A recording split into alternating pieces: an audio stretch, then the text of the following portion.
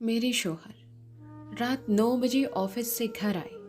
मैंने आते ही उनसे लड़ना शुरू कर दिया और बहुत गालियां देती रही क्योंकि मैं उन्हें पसंद ही नहीं करती थी। मेरे शौहर चुपचाप मेरी गलतियां और गालियां सुनते रहे और मैं गुस्से में बोलती रही। मेरे शौहर ने कहा, मुझे खाना तो दे दो, बहुत भूख लगी है। मैंने कहा, मैं तेरे बाप की नौकर नहीं हूँ, खुद जाकर खा ले, मुझे नींद आ रही है।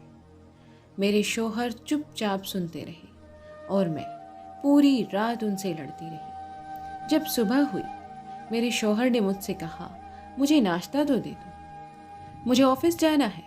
मैंने गुस्से में कहा, तो मेरा पीछा कब छोड़ेगा? मैं तुझसे तंग आ गई हूँ, भगवान करे तू मर जाए। मेरे शौहर कुछ नहीं बोले और ऑफिस चले गए। अपने बच्चों को स्कूल से लेकर मैं वापस आ रही थी। थोड़ी दूरी पर ही पड़ता था स्कूल। मेरे घर के सामने देखा मैंने कि बहुत भीड़ लगी हुई थी। भीड़ को देखकर मैं डर गई और डर के मारे मैं चौंक गई और अपने घर के करीब पहुंची तो देखा मेरे शौहर की लाश सामने ही पड़ी है, जिसे देखकर मैं शौक के मारे जैसे वहीं पर जम गई। कुछ कह भी नहीं पा रही थी। मेरे ऊपर कयामत सी आ गई। मेरे हाथ पैर कांपने लगे। मेरे अंदर एक सन्नाटा सा छा गया था। लोग आपस में बात कर रहे थे कि असलान की मौत एक कार एक्सीडेंट में हुई है। कोई दफनाने की बात कर रहा था तो कोई उसकी कब्र खोदने की। कोई जनाजे का टाइम देख रहा था। मस्जिद में भी ऐलान होने लगा था और असलान मेरे सामने चारपाई पर लेटा हुआ था।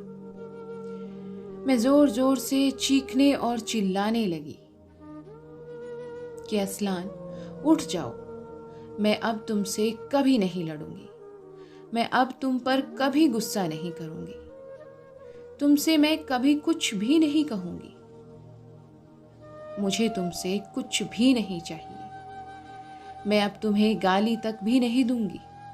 उठो असलान, तुम्हें भूख लगी थी ना, चलो मैं खाना डाल देती हूँ। मैं असलान के हाथ पैर देखने लगी और उन्हें चूमने लगी। मुझे छोड़कर ना जाओ, उठ जाओ। लेकिन असलान कैसे उठता? असलान को तो मेरे कड़वे लहजे, मेरी बातें और मेरी गालियों ने और मेरे व्यवहार ने मार दिया था। मैं चीखती रही, चिल्लाती रही, लेकिन मेरे शौहर असलान को दफना ही दिया गया। उसके जाने के बाद मुझे दुनिया के रंग नजर आने लगे। धीरे धीरे रिश्तों का बदलना भी मैं देख रही थी। सभी रिश्ते धीरे धीरे मुझे बदलते दिखाई दे रहे थे। मेरे सब अपने मुझसे मुंह मोड़ने लगे। दुनिया के लोग मुझे गंदी नजरों से देखने लगे। फिर कुछ दिनों में मुझसे मेरा घर भी छीन लिया गया। मेरे ससुराल वालों ने मुझे नहीं रहने दिया। असलान के मरने के बाद उस घर में मुझे घर से बाहर भी निकाल दिया गया। मैं दर दर की ठोकरें खाती रही, इधर उधर भटकती रही। मेरा कोई सहारा तो नहीं था। मैं लोगों के घरों में नौकरानी बनकर काम करने लगी। एक दिन मुझे असलान की डायरी मिली। मैंने उसे खोलकर देखा तो उसमें लिखा था, हुरैरा से शादी करके मैं बहुत खुश हूं। मैं उसे बहुत प्यार करता हूं, लेकिन हुरैरा पागल है। कौन है हुरैरा? हुरैरा हूं मैं। वह मुझे समझती नहीं है। हर वक्त मुझसे लड़ती झगड़ती रहती है, बदतमीजी से बोलती रहती है, मेरी इज्जत तो बिल्कुल भी नहीं करती। आज उसने मुझे खाना तक नहीं दिया। कहती है मुझे आईफोन लाकर दो। अब उसे कैसे बताऊं कि मेरी इतनी औकात नहीं है। जो कमाता हूं वो मैं उसके हाथ में दे देता हूं। आज उसे बुखार है। मैं मस्जिद में जाकर अल्लाह के सामने बहुत रोया और उसके लिए बहुत दुआ भी मांगी कि वो जल्दी से ठीक हो जाए। वह मेरे लिए ना जाने क्या क्या दुख सह रही है। जो भगवान ने चाहा तो एक दिन सब ठीक हो जाएगा, हमारे हालात भी बदल जाएंगे। लेकिन मेरी पत्नी मुझसे नाराज है, मुझे खाना तक भी नहीं देती। आज मैंने नमक मिर्च और सूखी रोटी खाकर काम चलाया है अपना। आज मेरी कमर में दर्द हो रहा है, लेकिन कमर से ज्यादा मेरे दिल में दर्द हो रहा है, क्योंकि आज उसने मुझसे तलाक मांग रही है। लेकिन मैं उसके बिना नहीं रह सकता, उसके बिना मैं मर जाऊंगा। मैं यह सब पढ़कर रोने लगी जोर जोर से। आज मुझे समझ आ गया कि हम सफर अल्फाज उसकी डायरी में पढ़ रही थी मैं, जो उसके दिल के अल्फाज थे। मेरे सीने से जैसे मानो कुछ निकाल लिया गया हो। अब मैं चीखे मार मार कर रोने लगी। आज मुझे समझ में आया कि मेरा शौहर मुझसे कितनी मोहब्बत करता था। वह जैसा भी था मेरी ढाल था, मेरा सहारा था।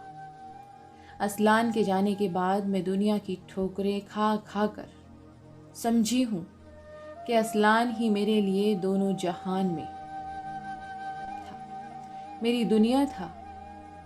अब मैं पूरा दिन लोगों के यहाँ काम करती हूँ। मैं टूट चुकी हूँ, बस अपने बच्चों के लिए जिंदा हूँ, वरना मैं कब की मर गई होती। मैं खुद को कोसती, क्योंकि मैं अपने पति के साथ लड़ती थी, उसकी इज्जत नहीं करती थी, उसे बद्दुआ तक देती थी, क्योंकि मैं उसको बहुत सताती थी। मैं अपने पति से बड़ी बड़ी फरमाइशें भी करती थी। आज मुझे एहसास हुआ कि जब पति जिंदा था तो मैं एक रानी की जिंदगी जिया करती थी।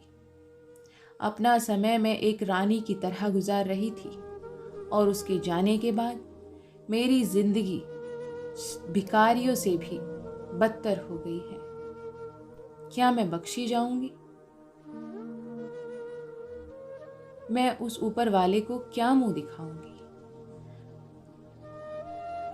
मेरा पति तो जन्नत में चला गया होगा शायद। वह तो जन्नत में गए, क्या मैं जन्नत में जाऊंगी?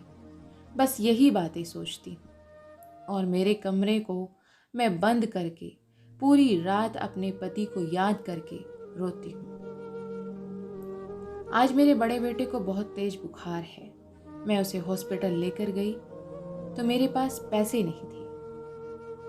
मैं जिसके यहाँ काम करती हूँ उसके पास गई और कहने लगी, सेठ जी, मेरे बेटे की तबीयत बहुत ज़्यादा खराब है, वो बहुत ज़्यादा बीमार है। डॉक्टर के पास लेकर गई थी। डॉक्टर ने 30,000 रुपये का खर्चा बताया है। मेरे पास इतने पैसे तो नहीं हैं। मैं अपने बेटे को एडमिट भी कर आई, ऊपर से डॉक्टर 30,000 रुपये बार बार मुझे याद दिला रहा है। सेठ जी ने 30,000 का खर्चा सुनकर मेरी मदद करने से मना कर दिया, और ऊपर से मुझे कल काम पर आने से भी मना कर दिया।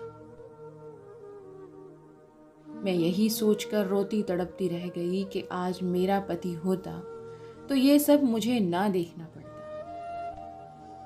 मैंने उसके जीते जी उसकी कोई कदर नहीं की, कभी उसको अपना समझती ही नहीं थी, कभी पसंद भी नहीं करती थी। पर आज उसकी हर एक बात मुझे याद आती है। आज उसकी हर जगह मुझे कमी खलती है। चैनल को सब्सक्राइब ज़रूर करें।